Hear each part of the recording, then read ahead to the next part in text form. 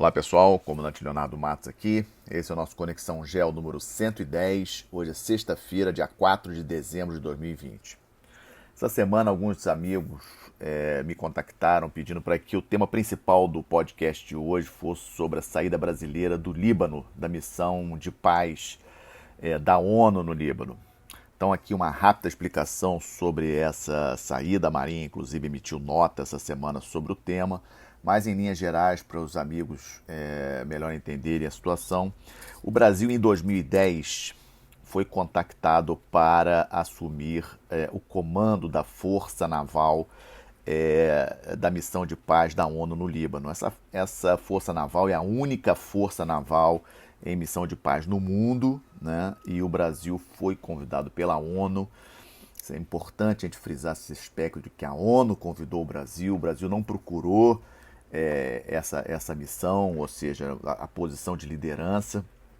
E o nosso primeiro almirante chegou ao Líbano em 2011, junto com seu Estado-Maior, para comandar essa força naval que tinha por missão efetuar a patrulha no litoral do Líbano, impedindo a chegada principalmente de armas ilegais no país e também contribuir para o treinamento das forças da Marinha libanesa, né? A missão da Força Naval da Unifil era essa.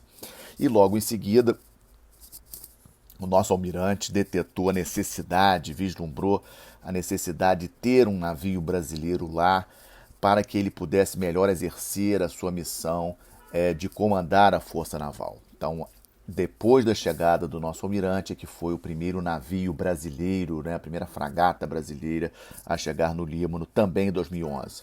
Então, ao longo desses 9 anos, uma participação excelente do Brasil, temos que ter orgulho da nossa participação. Comandar a única força naval em missão de paz do mundo é sim motivo de muito orgulho.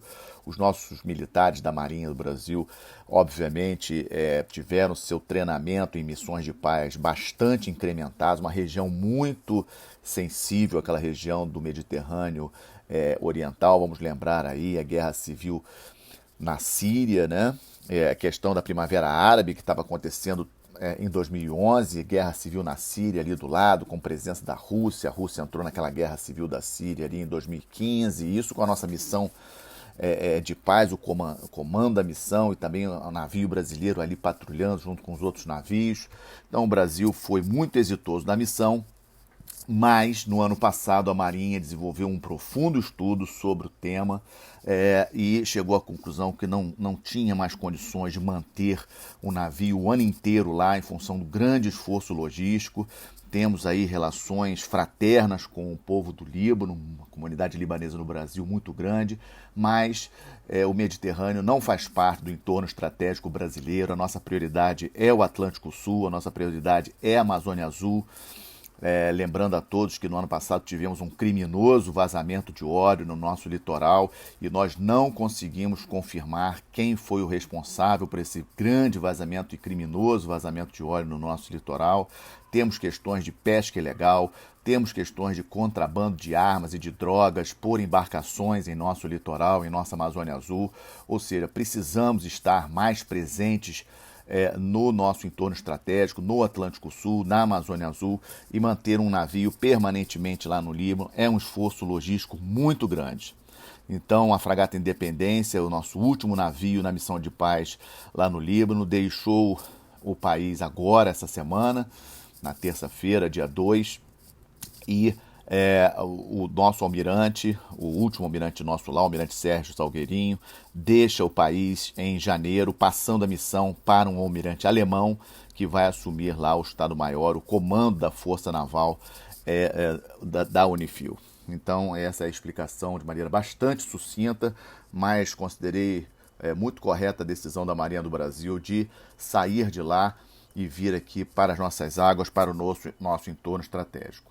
A segunda parte do nosso Conexão, como sempre, a questão da pandemia, notícia mais importante da semana, o Reino Unido informando que vai iniciar já agora em dezembro a vacinação, utilizando a vacina da Pfizer, da empresa Pfizer, mas muitas críticas, muitos comentários se isso aí não foi precipitado, etc.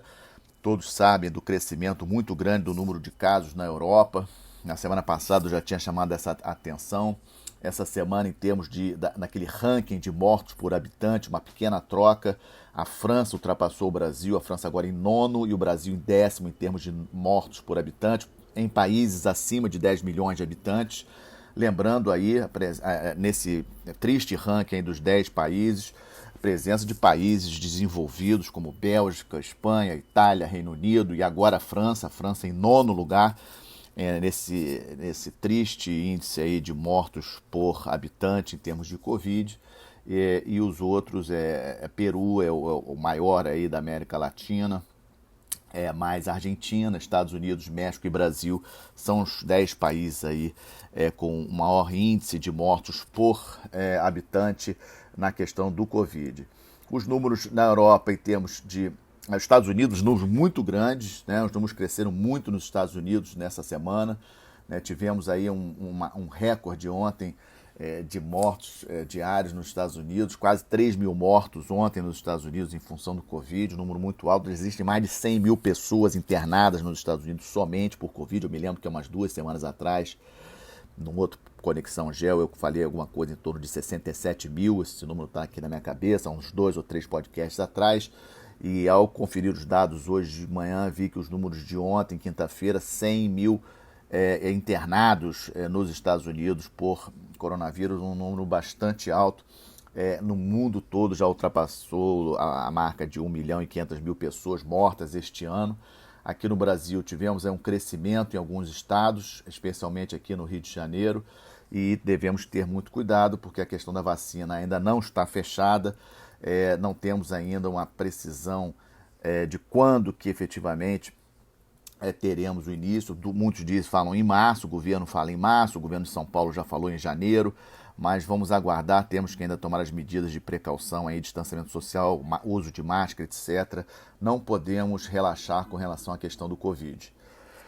No quadro 3, disputas hegemônicas, o evento que mais me chamou a atenção, um evento assim importantíssimo, um post no Twitter do secretário de imprensa do Ministério de Relações Exteriores chinês na segunda-feira, causou aí muito ruído no geral na mídia. Esse vídeo que ele postou de um militar australiano no Afeganistão degolando uma criança afegã, uma coisa horrorosa, mas assim, de muito impacto. Isso foi veiculado na segunda-feira. O primeiro-ministro australiano, no mesmo dia, veio à televisão negar veementemente. Alguns especialistas aí confirmaram que o vídeo é fake, mas o importante é que a crise entre Austrália e China continua muito forte. Somente lembrando que a Austrália tem um grande dilema nessa questão, porque 40% de tudo que a Austrália exporta é para a China, né? É muito importante a gente lembrar que 40% de tudo que a Austrália exporta é para a China. O segundo é o Japão, o terceiro é a Coreia do Sul, Estados Unidos é só o quarto maior comprador de produtos australianos, e 27% de tudo que a Austrália importa vem da China, ou seja, a China é de longe o maior parceiro comercial da Austrália. Só que a Austrália, por outro lado, é grande aliada dos Estados Unidos. Os Estados Unidos, inclusive, possui lá tropas de fuzileiros navais estacionados no norte da Austrália, na cidade de Darwin, em treinamento constante com as forças de fuzileiros navais da Austrália. Ou seja, a Austrália e os Estados Unidos possuem laços, né? A Austrália é global partner da OTAN, né? Então, ou seja, a Austrália estrategicamente bastante ligada ao Ocidente, aos Estados Unidos, mas em termos comerciais muito ligada à China. Uma expectativa muito grande com relação, obviamente, a como que o governo Biden vai conduzir essa questão com a China. Lembrando aí que tivemos agora em novembro aquele exercício multilateral entre Japão, Índia, Estados Unidos e Austrália, um exercício naval das marinhas desses países. Existe uma certa parceria que ganhou o nome de Quad, né, desses 4 países, todos os 4 países aí claramente se opondo à China. O que interessa é que os países ali da região continuam se armando cada vez mais. Semana passada falei do caso de Taiwan, com os 8 submarinos, começando a construção dos 8 submarinos, etc. Sem sombra de dúvidas, essa semana esse caso da Austrália com a China foi bastante forte. Outro evento também de disputas hegemônicas importante, a OTAN realizou essa semana uma reunião dos seus ministros de Relações Exteriores no dia 1 e 2, por videoconferência, e os temas tratados, a questão do Afeganistão, a questão da Rússia, especialmente questão de tratados de não proliferação, como resolver as questões da Rússia, e, obviamente, China.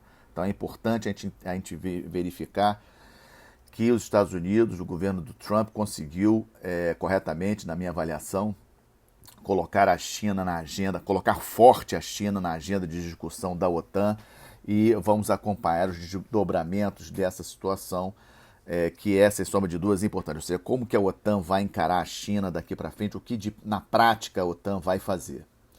No quadro do Estamos de Olho, negociações do Brexit em andamento, notícias ruins essa semana, bastante pessimista, lembrando que o Brexit comercial tem que ser decidido até 31 de dezembro, né? Final desse mês, os acordos comerciais entre Reino Unido e a União Europeia têm que ser fechados. A França colocando aí as cartas na mesa, mostrando claramente que o Reino Unido não vai levar no grito essa situação, o Reino Unido tentando se posicionar de uma maneira aí forte, etc., mas são 27 países do outro lado e a França foi bastante dura essa semana nessas negociações. E lembrando, já comentei isso aqui no último podcast, na semana que vem, dia 10 e 11, teremos a reunião dos líderes da União Europeia, dos 27 líderes da União Europeia. Obviamente que a questão do Brexit será um tema importantíssimo nas discussões, mas também questão de Bielorrússia, questão de Turquia, são outros pontos, né? Turquia, lembrando aquela questão da Turquia com a Grécia no Mediterrâneo Oriental, a Turquia não faz parte da União Europeia, a Grécia faz parte da União Europeia, ou seja, então os líderes da União Europeia discutirão na próxima quinta-feira, dia 10 e sexta, dia 11, essa questão importantíssima. Outro assunto também do Estamos de Olho, eleições parlamentares na Venezuela previstas para este domingo, né? São eleições já meio com cartas marcadas, o Maduro tentando recuperar aí a Assembleia, que é de liderança da oposição. Lembrando que o Guaidó, presidente dessa Assembleia, se autoproclamou presidente da Venezuela, vários países reconhecem o Guaidó como presidente efetivo, mas na prática a oposição venezuelana está muito dividida, muito enfraquecida. A grande expectativa é pela política do presidente Biden em relação à Venezuela, e a minha percepção e de outros analistas é que talvez a chave dessa questão seja Cuba. Sabemos da presença de muitos agentes cubanos na Venezuela, muito ligados ao presidente Maduro, protegendo o presidente Maduro e sua cúpula mais estreita e, de uma certa forma, pressionando, mantendo uma vigilância em cima dos militares venezuelanos para que não haja, pelo menos na cúpula dos militares venezuelanos, para qualquer caso de deserção, qualquer caso de mudança de postura. Enquanto os militares venezuelanos estiverem cooptados pelo regime ditatorial do Maduro, essas eleições são apenas de fachada, não são eleições efetivas, a expectativa é de uma grande ausência, uma grande abstenção nessas eleições, ou seja, o comparecimento baixíssimo nas eleições venezuelanas, que já são bastante desacreditadas. Eu acredito que a chave dessa questão, e vamos ficar muito de olho nisso, é como que o Biden vai resolver a questão da Venezuela, e eu acho que Cuba pode ser a solução. Se o Biden conseguir negociar com Cuba de maneira a abrir as portas para o comércio bilateral com Cuba, como o Obama iniciou no governo dele, mas com a condição de Cuba tirar o seu suporte ao governo do Maduro, pode ser que tenhamos novidades em 2021 com relação a esse caso. E também, fechando aqui, estamos de olho, a crise na Etiópia prossegue, uma crise importantíssima, e como eu tenho falado nos últimos podcasts, apenas lembrando a vocês que essa situação lá na Etiópia ainda não está totalmente resolvida entre o governo e a província rebelde do norte, o estado que fica ao norte do país, a província de Tigray, uma província muito tradicional, um estado muito tradicional do país, berço ali da Etiópia, e essa guerra civil no país ela ainda continua. Não temos informações sobre o número de mortos, as informações da região são muito difíceis, muito confusas, mas estamos de olho aqui no nosso Conexão Geo. E fechando o nosso Conexão de hoje com a boa notícia, os números da balança comercial de novembro no Brasil positivos em 3,7 bilhões de dólares. A expectativa do Ministério da Economia é que o Brasil feche o ano de 2020 com um superávit de 55 bilhões de dólares. Lembrando que em 2019 o saldo da nossa balança comercial foi de 46 bilhões de dólares.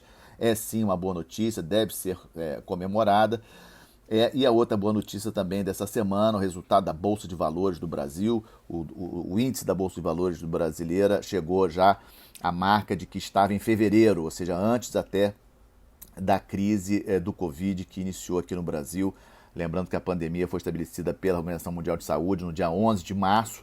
Então, os números da Bolsa de Valores cresceram muito, com entrada recorde de investimentos estrangeiros no mês de novembro na nossa Bolsa de Valores. Ou seja, uma boa notícia, e é com ela que eu fecho o nosso Conexão Gel número 110, desejando a todos um bom final de semana, uma excelente semana. Até a próxima sexta-feira. Obrigado.